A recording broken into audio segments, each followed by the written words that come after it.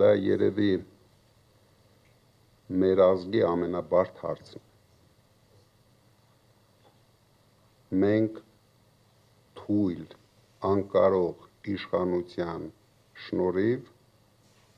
այսօր ունենք փաստ, կորցրած մեր երկրորդ հայրենիքը։ Առաջերտին մենք պետք է ապահովենք արցախահայության արժանապատիվ կյանքը Հայաստանում և ձևավորելով կառավարություն անելու ենք ամեն ինչ